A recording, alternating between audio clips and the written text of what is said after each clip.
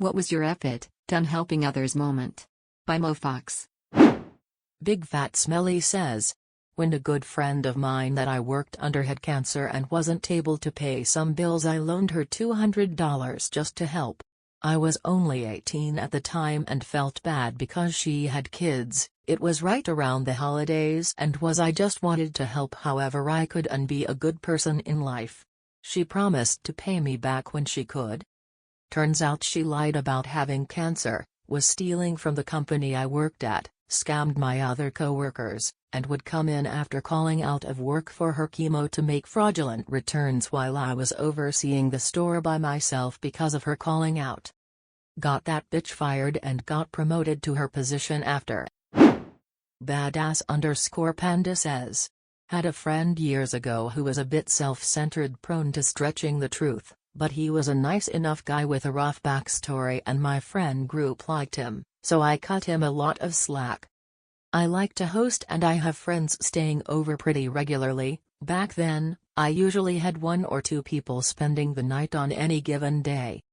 Anyhow, over the span of a couple of years this guy starts abusing that, staying over for days or even weeks at a time, eating my food and drinking my liquor without contributing, that sort of thing, while constantly talking about his grand plans and daydreams as if they'd already happened. A little sad, but also pretty annoying after a while. Anyhow, I sit him down one day and let him know he's gotta head home, and that he's free to come over and hang out, but I'm not comfortable with him staying over for the time being. He leaves, I think it went remarkably well, and head out to work. And it turns out that he broke in while I was away at work and stole a bunch of my sister's things because his birthday was coming up and neither of us even thought to get him a gift. It takes a special person to rationalize how burglarizing someone is really their fault. Anyway, all slack and sympathy went out the window immediately, called the cops, and he's dead to me. FireandIceT says, had a newish neighbor ask if he could borrow our lawnmower. Sure. Well, more or less every week he would come and get it out of our garage, use it to cut his grass, put it away without cleaning it or adding gas. In the fall we mentioned it was a good time to get deals on a new mower. He never talked to us again. RoseFeather says, I used to frequently stay late at work for clients who showed up to the veterinary clinic last minute with a non-emergency problem and no appointment. Then 3 times in a row, 3 different people were told up front about the after-hours fee, agreed to pay it instead of scheduling an appointment for the next day, and all of them called back the next day fussing that they shouldn't have been charged extra for keeping us 30 to 60 minutes past our scheduled hours and that we were terrible and trying to scam them by charging for our time, even though we told them up front and they had another option. It was exhausting and demoralizing. We did more than we had to for them after already working a full day because a desire to help is why we're all here in the first place, and they responded by saying our time was worth nothing and we suck. The entire staff said fuck that.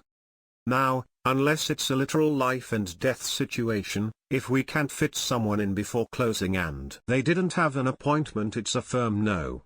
I'm in this profession to help others and I still work late for real emergencies when they happen or if an appointment runs longer than expected, but I'm done sacrificing my personal time for entitled people who don't actually need it.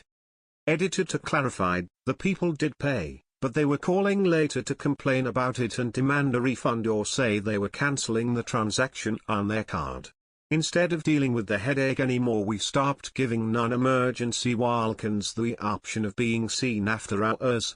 No animals were harmed and the staff, and their families, are all much happier. iBelieveInSpace says, when I had a truck during college, everyone suddenly wanted me to help move them. Most were cool and gave me money or ordered pizza, unprompted BTW. One time however some dude I barely knew needed some help. I show up, and nothing is packed in his apartment. He had a giant fish tank and lived on the 3rd floor with no elevator. It was a fucking nightmare and I never got a dime nor food or even some beers. I never talked to him after that.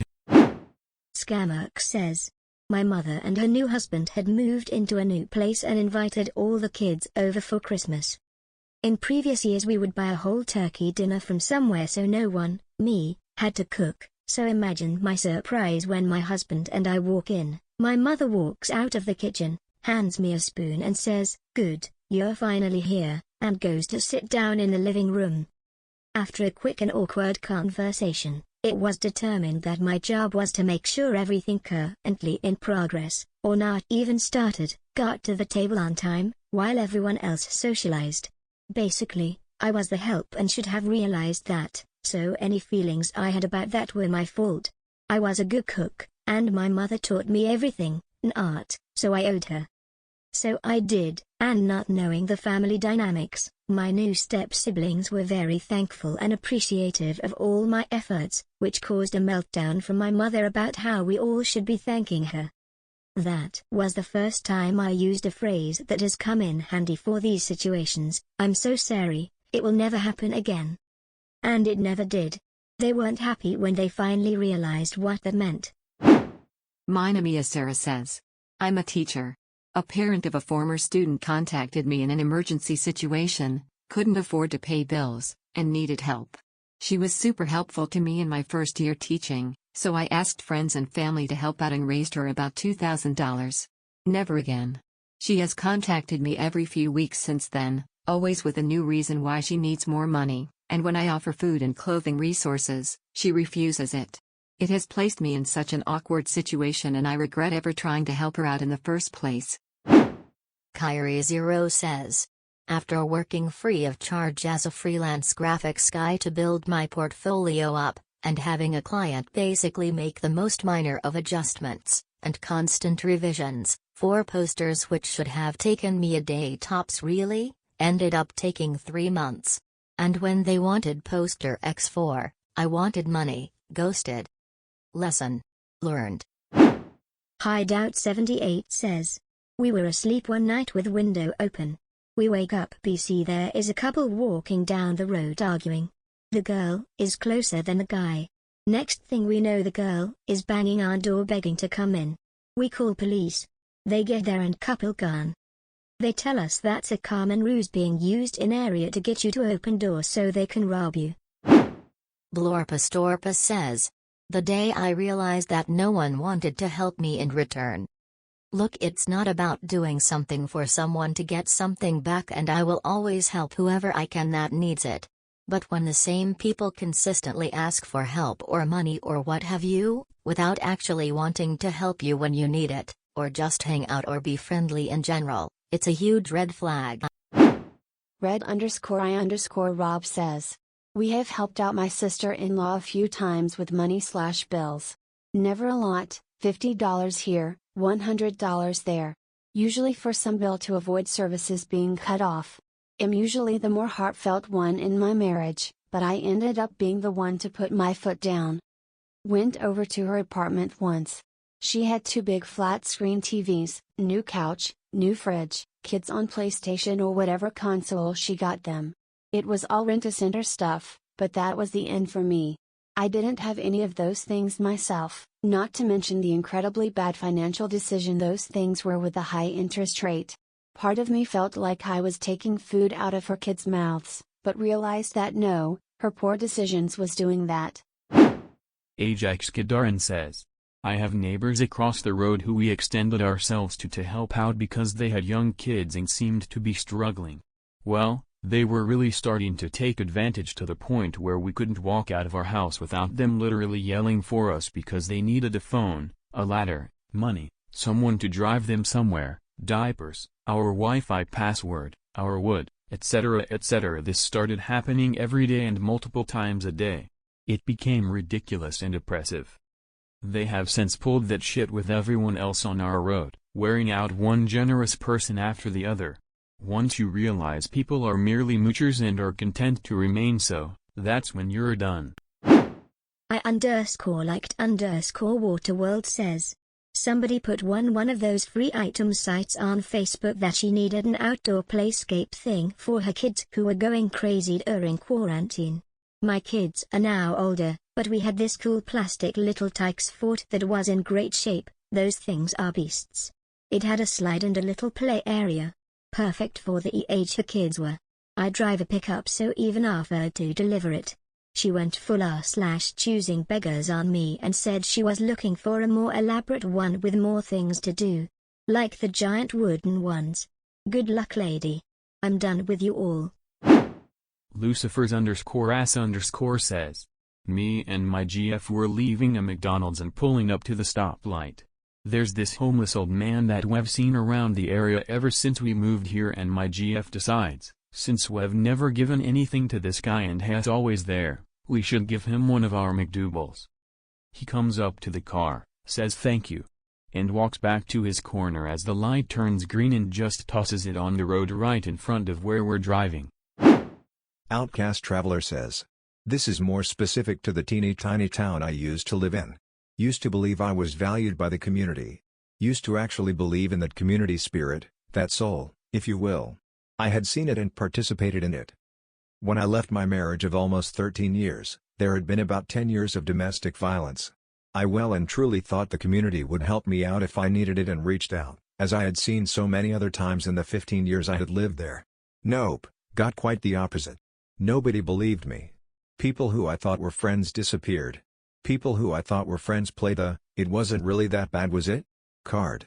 People that I thought I could trust to help keep me safe by not tell anyone where I was living went straight to my abuser with that info. Hardly anyone would even speak to me, even just to say hi, when I needed acknowledgement most. Fuck all of those fucks.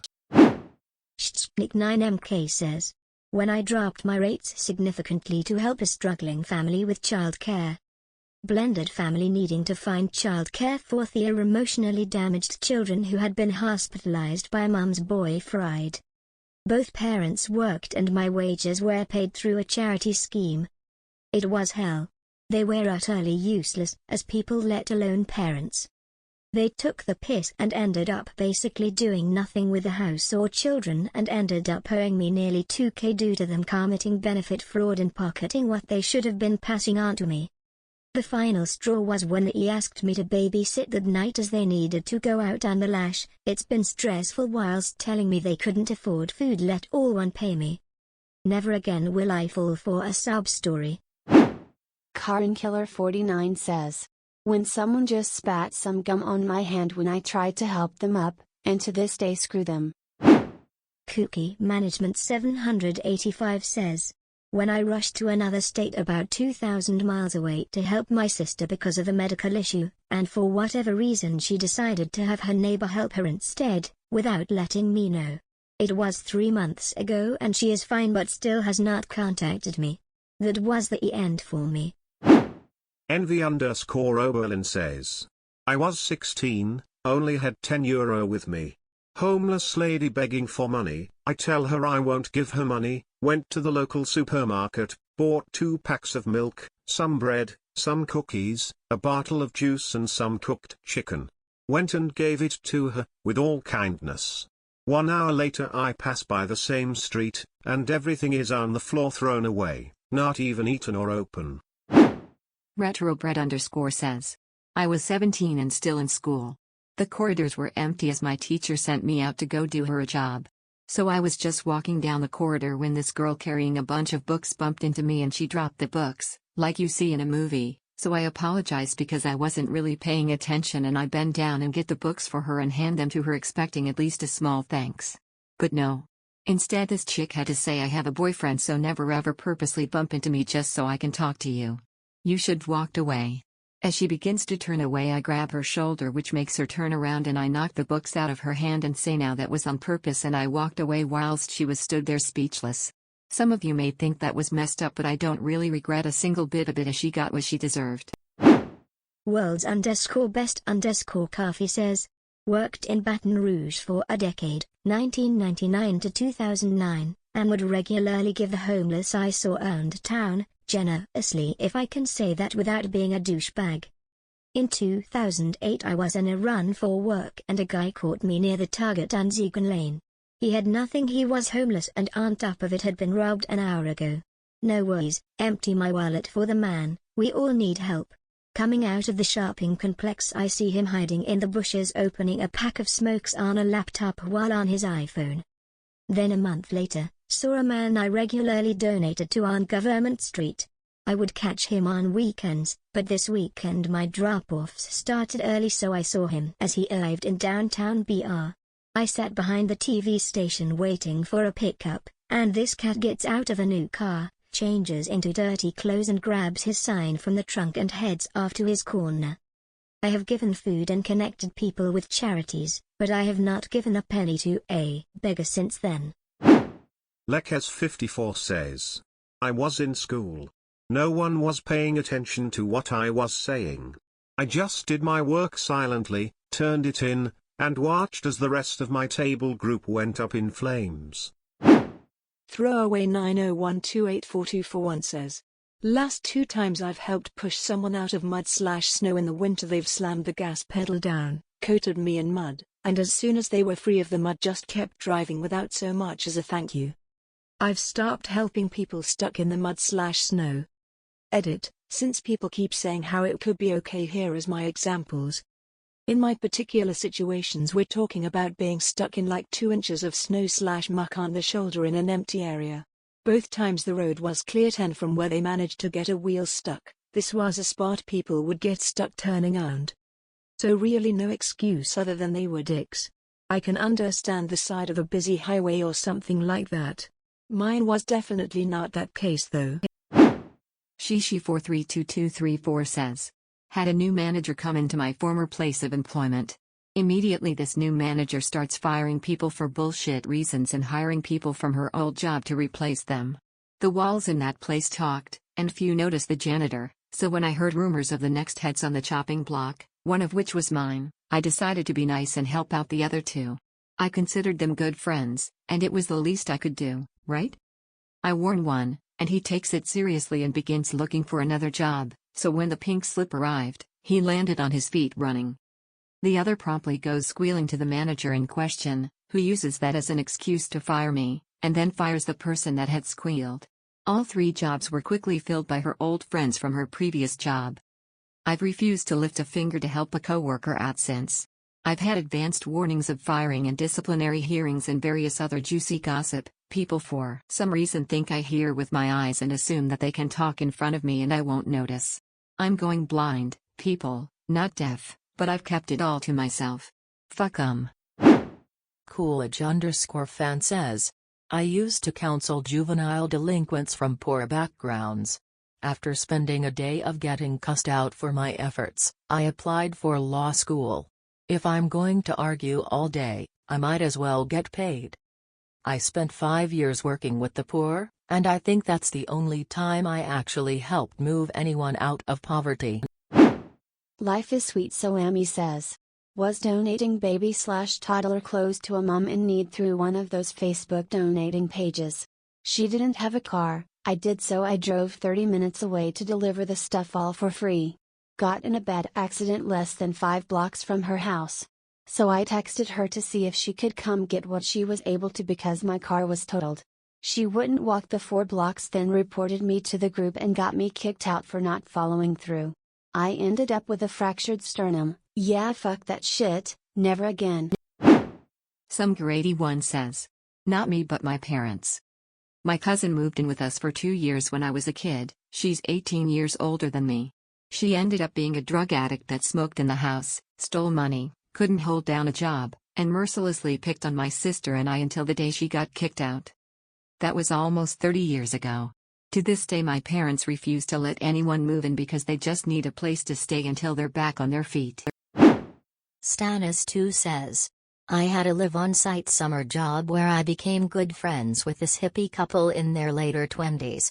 When the job summer ended, I had go back to college and move into my new apartment with 2 roommates, arranged at the end of last semester.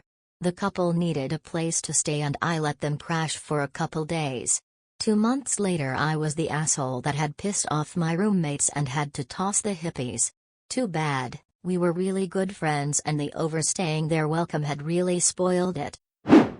Lobobster says, alright, my time to shine. Had a friend, call him Mark, who was going through a breakup and needed a place to stay for a couple weeks while he landed a new apartment. I just bought a place with enough rooms, so sure, what the hell. Honestly just happy to see him getting out of the toxic relationship, so whatever I can do. The lease is running out for them, he just wants to spend the last weeks searching up a new spot instead of fighting. I sympathize, crash here. Well, they worked it out, or decided to keep trying. The lease is still running out though, so can they both stay here those 2 weeks while they search? They'll keep to my spare room, they say. Only bring the minimum of things they need, they say. Won't even know they're there, they say. Hoo boy. These are now red flag phrases for me furthermore. Of course I'm also going to help them move. Mark works long hours and the girlfriend, Laura, can't drive, so I'll head to their old place after work on moving day, help load up the truck and then drive it to storage, you know, all those non-essentials they won't be bringing to my place.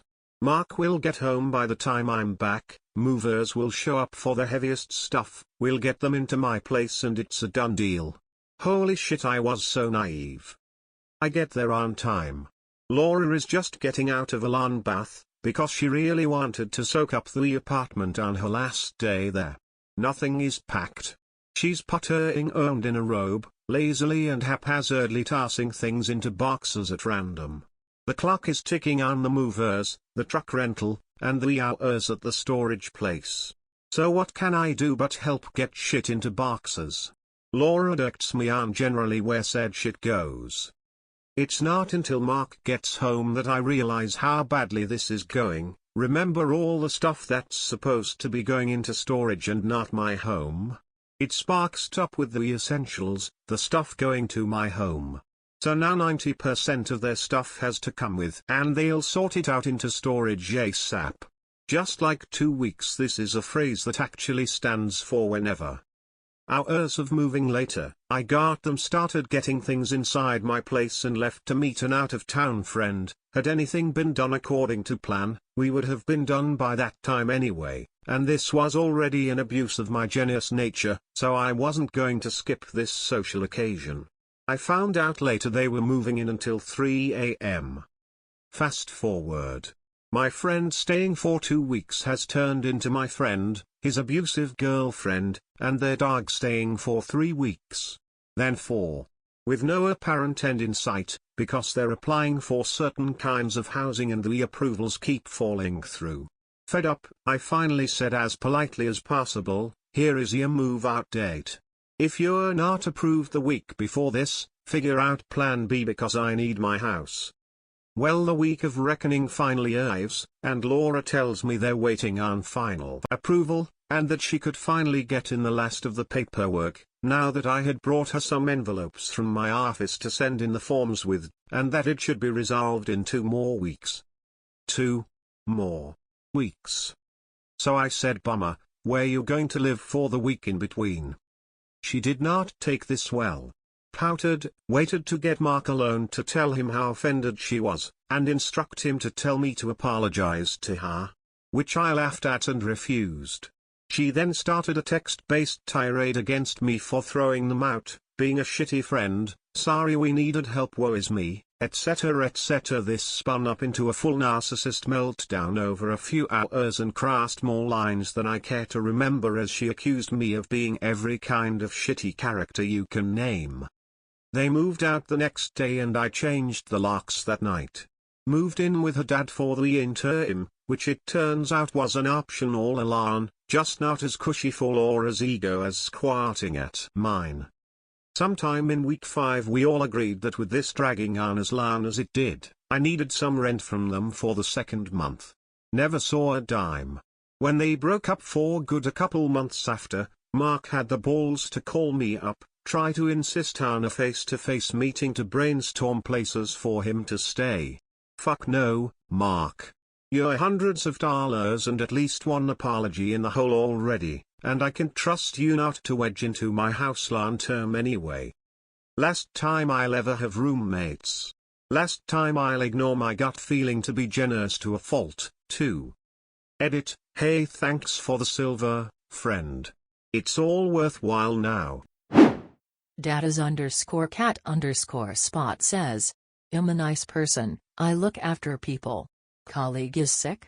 I go out and buy cough medicine or paracetamol for them. Got no food? I'll get you a takeaway. I never expected anything in return, but one day I was asked for money. I did. Not a lot. It was like 20. And they eventually gave it back. Then they asked again. And again. Never wanted food, or a train ticket. Just money. Then the last time I lent them money, he walked straight into a betting shop and put money on a football game. That was it. He asked me for more money some time later and I said no. Guy literally throws a tantrum. Always help you out. I give it back. I thought we were mates. I don't fund gambling addictions. And haven't given him or anyone else help again, just looking after me now. browniemugsundae says, I crashed my car covering a coworker's shift. They needed help because they couldn't find a sitter and I get guilted into covering all the time. That wasn't the time. My it moment was a month later, after I finally saved up enough for a new car. It was stolen outside of my work when I was covering a coworker's shift. When I needed help or my shift's covered. Oh sorry, I'm busy, I can't. vikinglizzie says, met a guy who had hit a rough patch. We had great chemistry and he made me laugh. The bar was so low. He gave me a sob story of why he was getting kicked out of his communal house and I offered to let him stay with me because I live alone and have my own place. Huge mistake. He hadn't hit a rough patch, he was the rough patch. Barely paid for anything and would get wasted while I was at work and be a total asshole when I got home. Got fired from his job, ate all the food I'd buy and make excuses as to why he hadn't found another job yet. The absolute kicker was when I went home for my nana's funeral, he treated it like a mini vacation in my place. Invited friends over, played music so loud the cops got called, and when he was supposed to pick me up from the airport, he was wasted at someone's house at 8 a.m. Never felt better than the day I kicked him out. No more financial and emotional abuse. Finally felt like my place was mine again. I've learned an expensive lesson. Don't help people that won't help themselves. When nothing is their fault, there's a serious issue. Run fast and far. serntacasset says, I wouldn't say I'm done helping others, but I changed the way that I do it. A homeless man asked me if I would buy him something from the store. I did it. Then he tried to trick me into buying more. His scamming strategy was pretty clever and I can see how people fall for it, but I caught on, thankfully. Now I focus on broad community initiatives and, if I do give someone something, it's only in situations where I know I am 100% safe and can leave immediately. Rob_var says, mine was in college. I was the only one in the group with a car, so everyone hit me up for rides. It would get a bit annoying since I was the only one also with a job. So sometimes they'd get asked if I could give them a ride to the airport or bus. One time a friend calls me up at like 12 p.m. or so and asked if I can give her a ride to the bus terminal at like 1 a.m. I was like sure. So on the way she tells me that she was going to stay the weekend but got annoyed with her sister, so she was leaving to her hometown. She had asked her sister for a ride to the bus terminal even though her sister had been drinking at home. Her sister was drunk and she still took her. They made it halfway when she got pulled over and arrested for DUI. Well, my friend called a buddy to help her drive the car home and then she hit me up for a ride to the bus station. She told me all of this on the way there and all I could think of was, so you asked your drunk sister for a ride when she was already home. She got arrested and now you are leaving her here without even lifting a finger to take her out?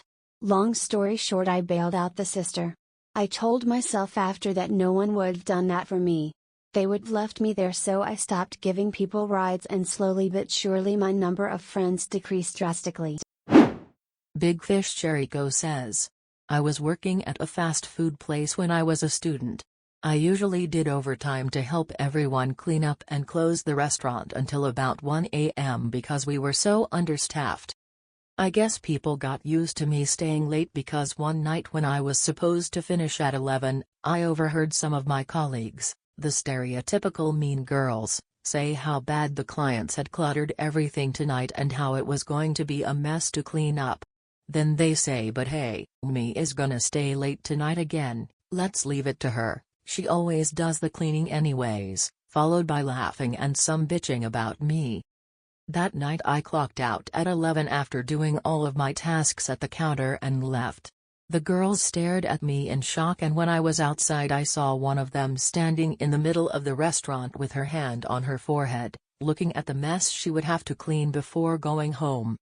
Weirdly, after that day, they started cleaning earlier without waiting for me to do everything. Faden6 says, I used to do a lot of volunteer trash cleanups in local forest and urban parks.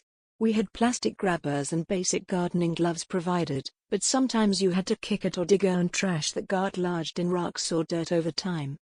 One time, we found an area that turned out to be an abandoned drug den. Needles everywhere, sticking out of cans, covering the ground, broken glass pipes everywhere. It was horrific. One guy got pricked through his glove, and the needles were just poking through our trash bags. The guy got taken to the hospital for testing, and the rest of the event was cancelled while the location was reported to the police and parks department. Went home and found different outdoor volunteer work that wouldn't involve exposure to used hypodermic needles. Got involved in trail building and restoration, invasive removal, and water quality testing. The latter two also saved me from having to spend any time with ungrateful shits there on court-mandated community service. I did start to clean up trash again after a couple years, but if I see any evidence of past drug use, I stay the hell away. Tricorehat says, I often donate to causes I feel strongly about and still do to this day. Now typically it may not be a ton of money, $20 per month as an example, but my rule is, if they contact you for more money you're likely going to have to discontinue. One group called me and basically belittled the amount of money I was giving, saying they really need people who are contributing $100 per month or more, or large one-time donations. I immediately told them to stop any further payments from AutoPay and to stop contacting me. It makes me reconsider charitable giving altogether. HeadassMcDeadasss says, in freshman year of college, my friend of about 2 years got kicked out of his parents' house. He said he needed somewhere to stay for the night till his parents cooled off. I said you can stay a week if you want, but more than that and you'll need to pay me rent. He made pretty good money, more than me even. I was kind of hoping to find someone to split the bills with anyway. A week rolls by and he hasn't even looked for another place. His parents aren't letting him come back. I ask him if he is going to stay. He says if it's alright with you. I say sure, just pay me half the cost of the apt every month. He said he can't. I know damn well he can. I say well then you gotta go. He asked if he could stay another week. I said no. He got pissed at me for that. I then got pissed at him for getting pissed at me. I gave you a place to stay and you are mad at me? Totally ended the friendship. Never let anyone into your place unless you have a signed contract. Flipping_birds says, that time in Red Dead Redemption where this woman was dying and I searched all over to find an elixir for her, and when I gave it to her she was like, thank you Jesus. Jesus brought you to me. Bored_pigeon says, cleaning a room that has had a COVID-positive teacher in it, only for a teacher to walk in mid-clean, touch a bunch of stuff all while admitting they know they shouldn't be in the room. I've lost a bunch of faith in humanity today with similar instances that have happened over the past 2 days. Phil Michaels says, once dated this girl who was down and out in her life. She had just lost her job, she had no money, etc. I started dating her and fell in love with her. She definitely had baggage, but that didn't matter. She was beautiful to me and everything I ever wanted. I vowed to help her get back on her feet. I moved her in with me and helped her look for work. Eventually, she got a job at a place that was a 5-minute walk from home, and I felt like everything was working out. About 6 months later, I catch her with one of her coworkers in his car. Never date a fixer-upper, folks. Blitzen_Vixen says, one day I found a puppy, dirty, hungry, and just scared and lost. I gave him a good meal, and some love, and went to drop him off at the address on his collar. The dude thanked me, then proceeded to beat the crap out of the dog, telling me to mind my own business when I tried to get him to stop, carried him by his collar to a 5 feet short chain in a muddy patch with a crappy broken 3-wall doghouse where I'm guessing the dog spent 100% of its time. I called the cops, but they did nothing. The dog technically had shelter, which qualifies BC 3 walls and a roof, even if it was filled with holes, and it gets 20 at night here. P.S. I stole the dog 3 weeks later. Idrak1966 says, when /r/tech support banned me for recommending a backup product to op. How else do you answer a question like how do I back up my laptop? Without suggesting a piece of software that I use to do the job. Apparently explaining to op the difference between the built-in Windows 10 backup, and one of the most commonly used system rescue disks out there, is so heinous that not only did they delete op's post, but they banned me too. Seriously, look at my post history. I help people out /r/tech support all the time. It's almost the only thing I do on Reddit. I'm an IT professional and this is how I pass the time when it's quiet at the office.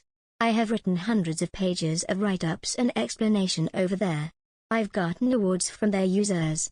And they just knee-jerk banned me. Oh, and the best part, it was a 2-day ban, but is a 2-week wait to appeal the ban. Makes sense, right? So /you/Dark if you see this, fuck you guys. I'm not helping you anymore. Guess I'll go to Stack Overflow instead.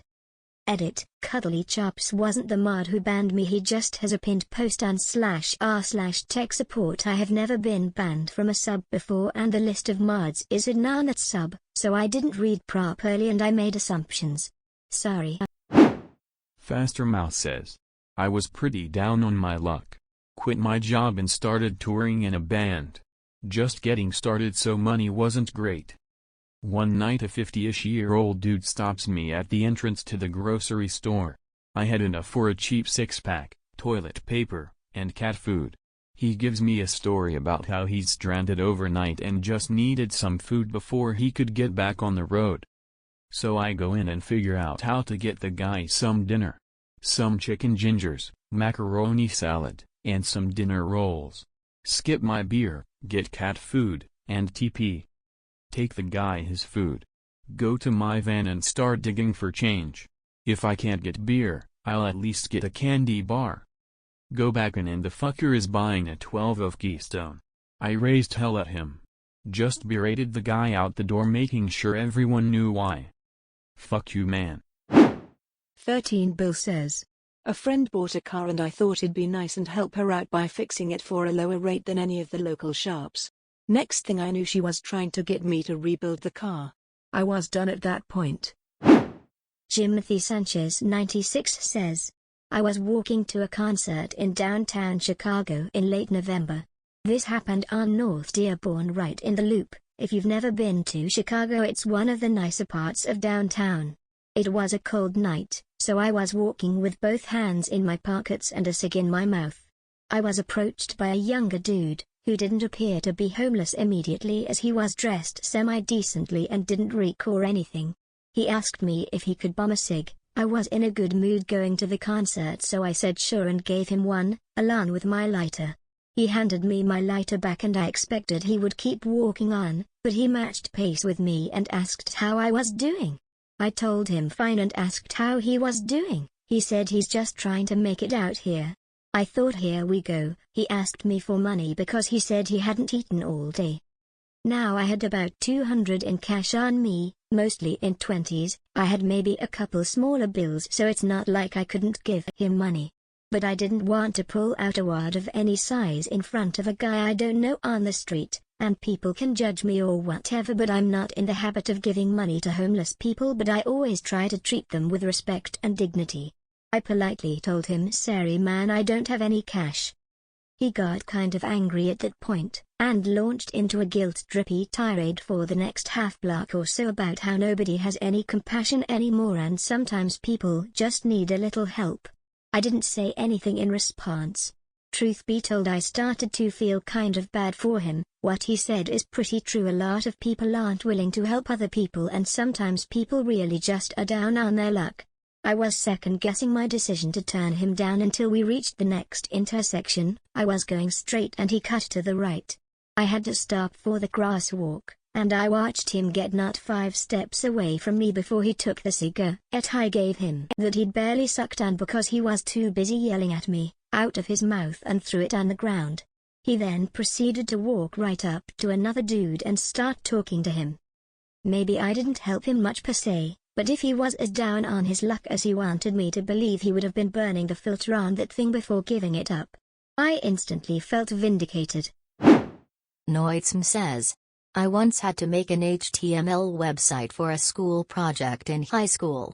Since I sucked with computers and our teacher didn't actually teach us anything, I asked a friend who was good with computers to make the web page for me. My friend did an awesome job, so I thought I'd be a sport and help the rest of the class who were as clueless as I was, and share my project with them so they can copy the structure and just change the topic and pictures or whatever. Only to find out a week later that one guy submitted the exact thing I shared without changing anything, and say I was the one that copied him. I was called into a very serious meeting about stealing his project. I told the teachers to ask the rest of the class about who the web page really belongs to, and they backed me up, but I never helped anyone else all throughout high school. SadPanda_ says, I'm hungry, have any money? Me, no, but I'll buy you a burger at that McDonald's, what do you want? Fuck you, you don't think I'm good enough to pay for my own food. Give me money. Me, I don't carry cash. I'm going to light you on fire, fuck you.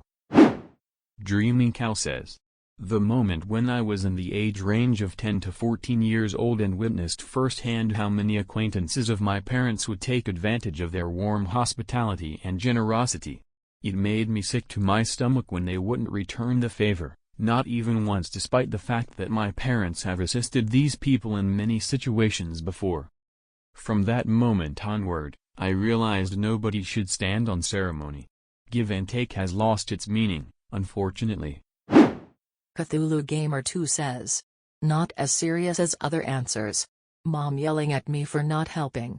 I did all the dishes, made dinner, vacuumed the house, and cleaned the bathrooms all in one day so I didn't have to do it later that week. LieutenantBJ says, I was walking home on way back from the bank the day before Thanksgiving. I passed a homeless man with a sign saying something along the lines of hungry, anything helps. I walked over to him and asked if he was hungry. He said yes, and I offered to take him to the subway up the road. He declined, instead asking for money. I told him I don't carry cash anymore, but I would gladly buy him a footlong meal. He scoffed and ignored me. Okay. I continued along my route home and encountered another homeless person, with a sign along the same lines. I asked her if she wanted food. She declined, once again asking for money instead. I told her as well that I don't carry cash, but I would be happy to take her inside the Burger King she was posted outside of and buy her whatever she wanted. This woman actually had the audacity to ask me to go to an ATM and withdraw money to give to her.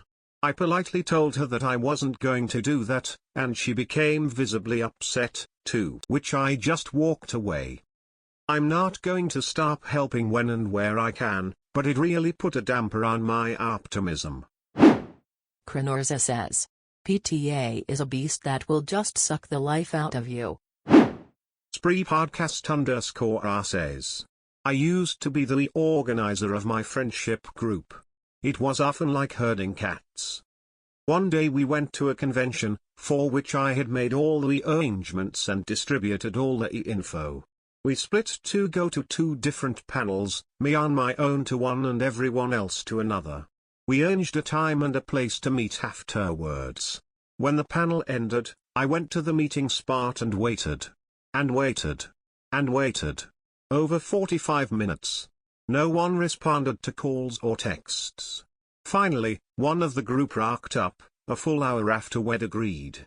Turns out that they decided to stay on and watch the next panel, and it hadn't even occurred to them to let me know. To say I verbally ripped them up one side and down the other was an understatement. I was furious. I never arranged another outing again. Now when I go somewhere, I tell the ones I'm still friends with show up or don't. Jawbeast19 says. Happened 6 years ago. I was in 4th grade and I volunteered for the past few months to sweep the classroom while everyone was getting in line to head out for the day. Everything was good until this one day when I was sweeping. Someone knocked my book bag off my chair and the other kids just went around it, stepped over it. Like goddamn cleaning for you guys, and you guys just treat my belongings like it's trash. So after that day I literally stooped volunteering and the teacher made other people do it. KristenTheLobster says. This year. Everyone is so fucking selfish, I'm done helping people. Only helping animals from now on. dontlovemenorshouldu says. My youngest sister used to steal my stuff all the time growing up. Once in high school I thought I lost my iPod, turns out she had been hiding it around the house for 6 months. She would steal my money, clothes, laptop, toiletries. Later she would steal my things and sell them for drug money. She once tied our elderly family dog to a post overnight in near freezing weather because she wanted to get high but couldn't be bothered to walk 4 blocks back home to drop off our dog. Less than 3 months later we had to put our dog down because of health issues from that night. The last straw was my first break, first year of university. I brought a pair of sweatpants branded with my school's logo in my suitcase, but couldn't find them the morning after my arrival. Later that day I get in the car and that little bitch is wearing my fucking sweatpants and tried telling my parents we happen to have the same pair. My university is pretty small and over 2,000 miles from my parents' home, so everyone immediately knew she was lying. I know it's a small thing to be the last straw, but after that day she was dead to me. I would be cordial the few times I saw her after that, but I never try to contact her and have made it clear that I don't love her anymore because I know she doesn't give 2 shits about anyone else in our family. We haven't spoken in 3 years and I could not be more grateful for it. The bitch is back 666 says. Yesterday when several grown-ass men yelled at me at work for asking them to wear a mask. I work in a gas station and we finally put a mask mandate into effect yesterday. I'm female and I was by myself. I'm 1000% sure that one of my male co-workers told them to mask up, they would have immediately complied. Dudes, we're just trying to save lives here. KGhaleon says. This homeless guy in LA was asking me for money to buy food, so I took him down to a Subway and paid for his meal. It was like his first time there, so he had trouble ordering. He added some other stuff on, like 3 bags of chips, which was annoying, but I paid for them anyway. No thank you or anything. He took his food and quickly left. Found him later trying to sell the food for beer at a supermarket down the street. This wasn't a single occurrence, there were many situations like this. Worst was a woman standing outside a supermarket asking for money for her starving baby. I offered to buy baby food for her inside the market and she declined. On closer inspection, it was a fake baby and this Hispanic dude she was with was sitting in his car nearby watching these interactions. Screw LA and the homeless population there. Silk says. I was an intern at a radio station in 01. Helped one of the morning show DJs with a bar night at the Mall of America one Saturday night. She was notoriously hated by everyone at the station, but seemed appreciative of my help and we got along that night. As we were cleaning up after close, 1 a.m. or so, she asked me if I would walk her back to her car for safety. I declined, as I had parked in the opposite parking ramp and had to carry all of the equipment in one trip. She pushed and pressured and confided that she was nervous walking back to her car this late, and after she offered to drive me and the equipment back to the van I agreed. We walked out to her car and continued talking like friends, but as she got to her front door her entire demeanor changed. I actually don't know you that well, and I don't feel safe driving someone I don't know in my car. And she got in her car and left without a thank you or goodbye. Moa had closed, so I had to carry the equipment down that ramp, earn them all, and back up the other ramp to the station's van. Didn't do shit for her at any other events again, though she was fired a few months after my internship ended. Superwhovianlock says, I stood by my best friend when she cried to me about her husband cheating. And he definitely was cheating. They stayed married and said they worked through it. 6 months later she was fucking my husband behind my back. Crazy_comment_lady says. When COVID started, a friend had just had a baby. I didn't want to risk getting out and about, I still don't, so I sent groceries by way of Instacart to her home. She never said thank you, only got mad that I didn't, nor have I, offered to babysit for her during the pandemic. We don't talk much anymore. Apocalypticradish says. Roommate's friend from college came crying with the I have nowhere to go / just need to get on my feet sob story. I was very hesitant to let him stay in our house, but my roommate insisted it would be fine. The guy was the laziest, whiniest, useless fucking bum I have ever met. Constantly complained about the way we did things. In the house he was living rent-free in, did nothing but smoke pot, drink vodka, and watch YouTube on his phone all day, and never contributed so much as a dime to the house. It's pretty obvious the guy's life consisted of freeloading until he got kicked out and then starting the sob story all over again. Roommate and I gave him the boot and he had an epic temper tantrum and threatened to kill us, so I called the cops and told him I was filing a restraining order and he better get the fuck out of here. He left in his shitty beater truck and we never saw him again.